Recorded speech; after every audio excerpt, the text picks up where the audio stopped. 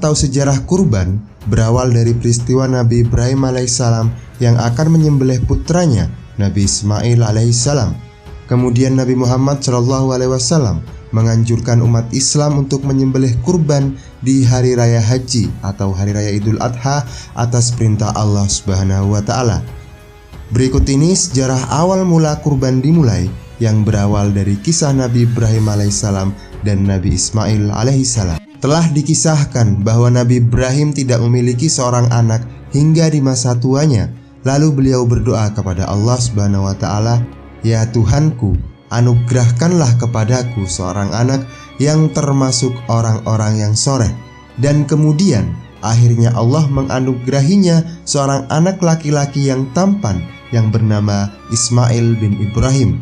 Nabi Ismail pun tumbuh menjadi anak yang soleh hingga pada suatu hari ayahnya Nabi Ibrahim alaihissalam datang menjumpainya. Sebagaimana yang dikisahkan dalam Al-Quran, Nabi Ibrahim berkata, "Hei anakku, sesungguhnya aku melihat dalam mimpi bahwa aku menyembelihmu, maka fikirkanlah apa pendapatmu." Nabi Ismail pun menjawab, "Wahai ayahku, kerjakanlah apa yang diperintahkan kepadamu. Insya Allah kamu akan mendapatiku termasuk orang-orang yang sabar." Dalam kitab Nashaihul Ibad karya Syekh Ibnu Hajar Al-Asqalani dikisahkan bahwa ketika Nabi Ismail akan disembelih, beliau berkata, "Wahai ayah, sebelum engkau sembelih aku punya 3 permintaan. Permintaan pertama, wahai ayah, tajamkan engkau punya pisau agar aku tidak merasakan sakit. Yang kedua, tutup aku punya mata agar engkau tak bisa melihatku, karena kalau kau melihatku, engkau akan merasa iba dan ragu saat akan menyembelihku. Dan yang terakhir, wahai ayah, tolong copot bajuku. Jangan sampai nanti darah ini mengenai bajuku, sehingga nanti ketika ibu melihatnya, ibu akan sedih melihat baju yang ada bekas darahku."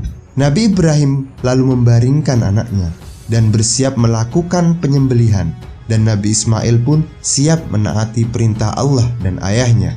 Akan tetapi Allah menggantikannya dengan sembelihan besar, yakni berupa domba jantan dari surga yang besar berwarna putih dan bermata bagus. Kemudian Allah Subhanahu wa Ta'ala berfirman, "Sesungguhnya ini benar-benar suatu ujian yang nyata, dan kami tebus anak itu dengan seekor sembelihan yang besar." Walhasil, saat Allah menguji Nabi Ibrahim dengan perintahnya untuk menyembelih anak tercintanya, Nabi Ibrahim dan Nabi Ismail pun menunjukkan keteguhan, ketaatan, dan kesabaran mereka dalam menjalankan perintah Allah Subhanahu wa Ta'ala. Semoga bermanfaat. Wallahu a'lam bishawab.